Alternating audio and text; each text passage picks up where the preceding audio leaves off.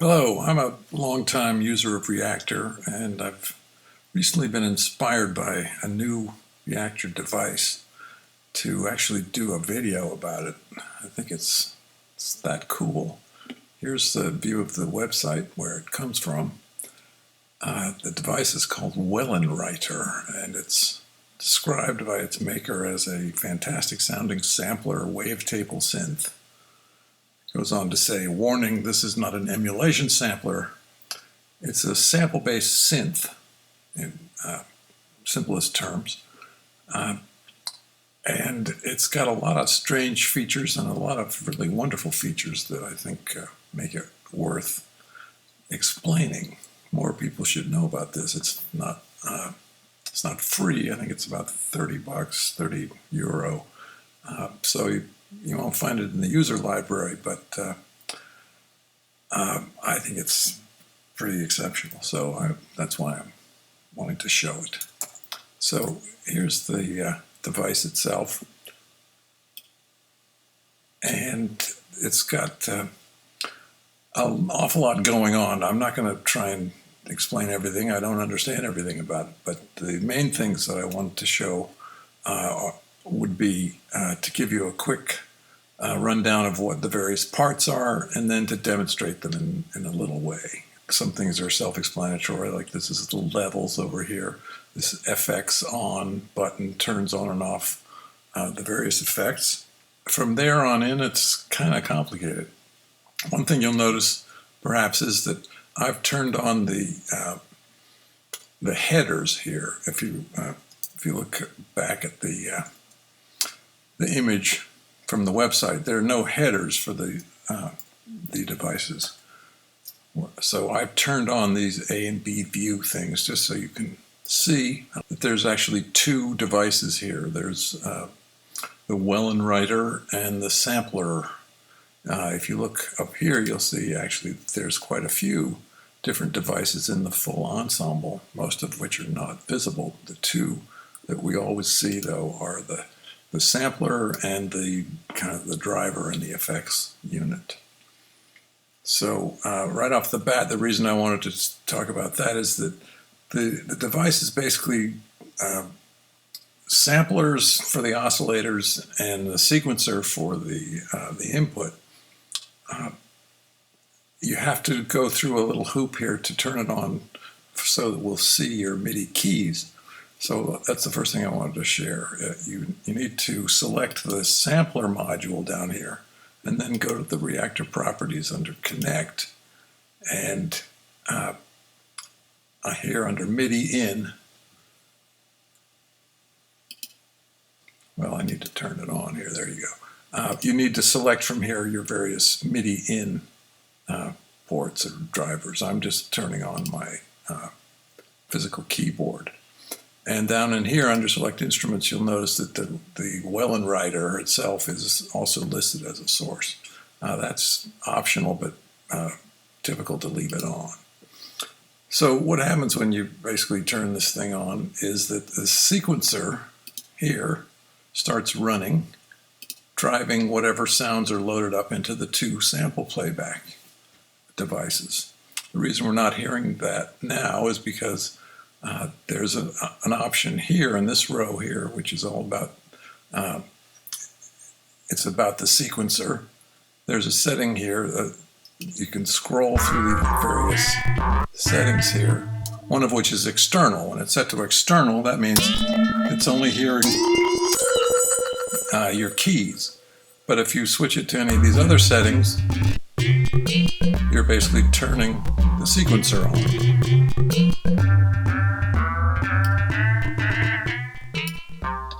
So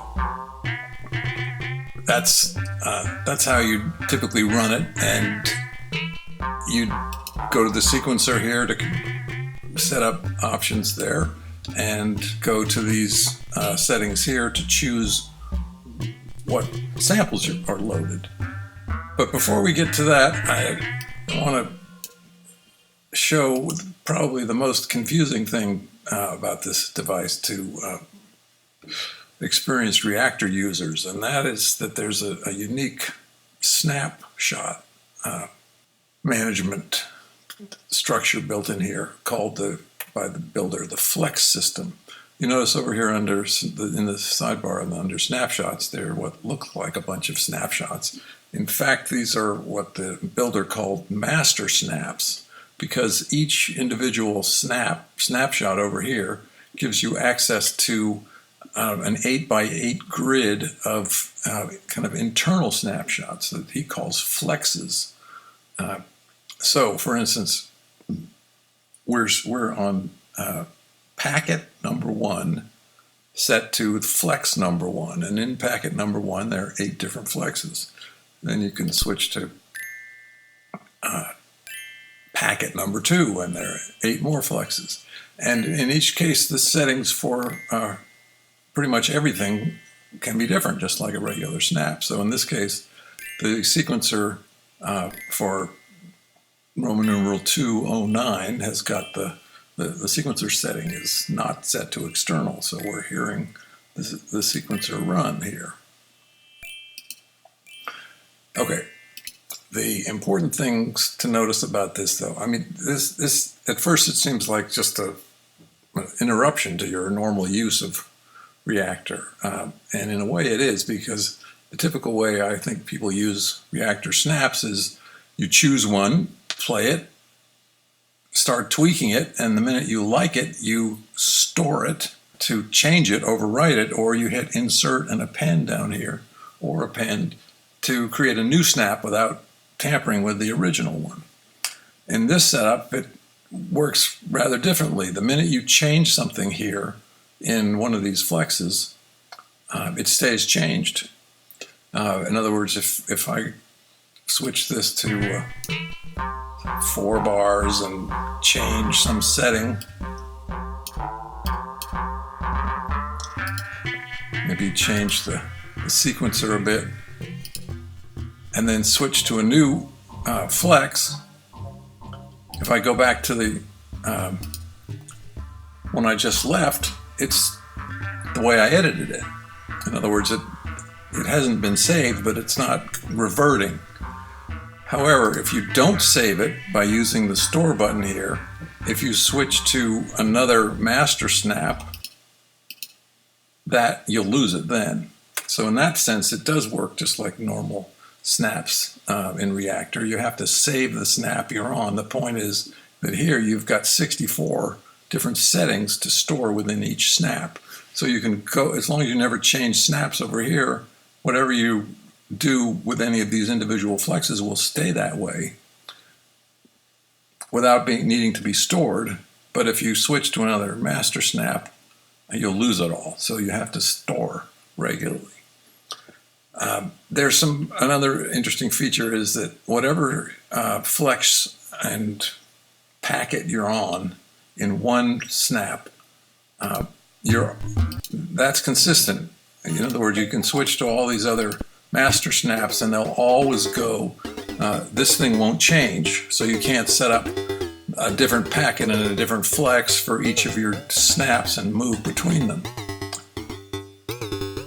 which might seem like a limitation, but actually it's pretty interesting, because once you've saved everything, basically what you can do is you can have 8 different options within each flex without changing the panel.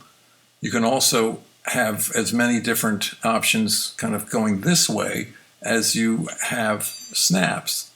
So you'll notice here, for instance, I've got quite a few that have the same name on them.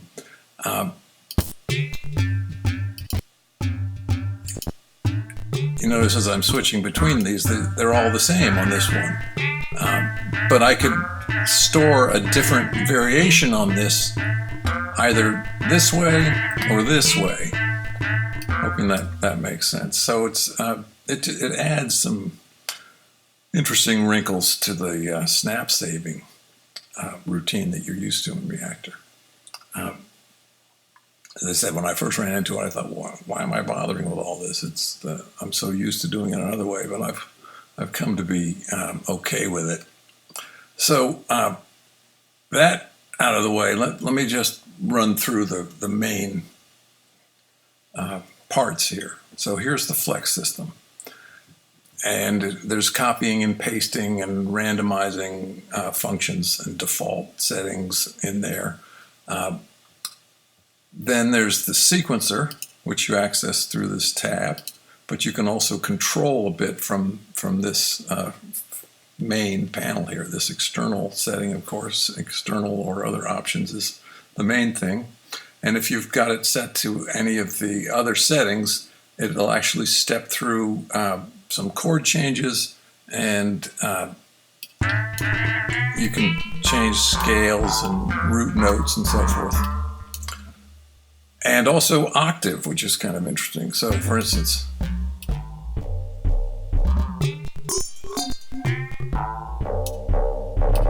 so that's kind of cool. But here's another fundamental feature of this device that's unfamiliar from most Reaktor ones, and that's this little FF thing here. You'll see that in a few other places. But basically, that means is that if it's set to FF, every time you change a flex or a snap, if there's a different sequence set stored for that flex, it'll switch to it. But you can actually lock it down when you switch that off, so that no matter where you switch here, you'll always use the same setting for when you locked it. So for instance, I've got this set to KC here and set to external. So all of the flexes in here, and in fact everywhere in this one master snap, they're all locked to external. But if I undo that, now I'm activating whatever setting for the sequencer is unique to that flex. So that's a key thing. It's kind of like the locking idea in Omnisphere, if you're familiar with that, where you can switch all your settings but keep some aspects of them, like the arpeggiator or something like that, so that it's the same regardless of what preset you use. It's very clever and very, very handy. Okay, so then we're going to skip over this area and get right down to this next section, which is the area where you choose the samples. There's well number 1 and well number 2. I'm assuming I'm pronouncing that in some reasonable way. It's basically, in English, it would be sample 1, sample 2. So if you click on the word well, you get this bank of choices for the different sample maps that are included with the ensemble. So for instance, in this sample setting here, I could choose guitars, or ethnic, or ambient, or special effects, or quite interestingly, basic waveforms, and wavetables, and miscellaneous wavetables. Now these aren't wavetables in the Serum sense. It's just kind of Reaktor speak for the way this particular sampler module in Reaktor scans through audio files. So in other words, some of these samples in here are tiny little single waveforms, and then some of them are much longer audio files. And you switch through them here. So you notice when I switch here, I'm also changing the field here. And then within that field, I can scroll through all the different audio files that are in that sample map. And this number here shows you the number of there. So there's 69 different special effects samples, and there's 64 ambient samples. And the same exact thing happens over here, but you have to switch to it. So when you switch to well number 2, you see the same area selections, and you can choose them in the same way. And when you look down here in the sample editor, you can see that these are all the sample maps that are available. There's an A set and a B set for some of them, but basically each of these samplers can draw on the same set of sample maps. So inside the the sample map area, we've got some typical controls besides just choosing the specific sample you want. Glide, EQ, and amp. Those should be basically self-explanatory. There's pitch settings. They go in octaves here, and semitones here. And again, that's the same on both sides. The most interesting aspect of them is that if you look here, you have these two dials here. There's various loop modes of which one is ST. So if we drag down on that label, we'll step through the various modes. There's a one-shot mode, loop start mode, ST, sample start, and a wavetable mode. And all of these are modulatable, or you can dial changes in and you can modulate them. Within you're setting, in this case, the sample start, and in this case, the sample length. And it's pretty much that way in all the modes. So if you go to wavetable, you can move the wavetable position around, and then you can adjust the size of the scanner. When you go to loop start, you're moving the start of just the loop area and changing here the width of it. And of course, you can have any of those options with one shot, except where the one shot starts. So that's the case identically for both of these. I mentioned modulating, and every one of these little miniature dials underneath the major dials that says NA or something like that is a modulation field, and it works similarly to this, where if you click on well 1, you get a field of choices. When you click on the label underneath these modulations, you get another list of choices. So you have 3 envelopes, 2 LFOs. There's a math unit down here which is determined down here. So math 1 can be set to be a number of different things, where the items are either multiplied together or added together. And then these PKs here refer to these master macro knobs, which you can assign. Okay, so that's how modulation works. And of course, once you've got something set, you set the range of the modulation by scrolling on that knob, and you set the center point for this bipolar action on the LFOs with the knob itself. And then you set the parameters of the LFOs down here, timing, triplets, and dotted. And you set the shape of the LFO in a sliding way with these sliders here. And then, of course, here are the envelopes. And so those envelopes would be chosen like this, or turned off right there. So a ton of modulation sources. This velo gate pitch octave, if you go to the sequencer, you'll see right here, there are tables you can draw in here for velocity, gate, pitch, and octave. And each of those can be a modulator, as you see there. The final thing is this bank of 4 effect slots, which is quite an amazing collection.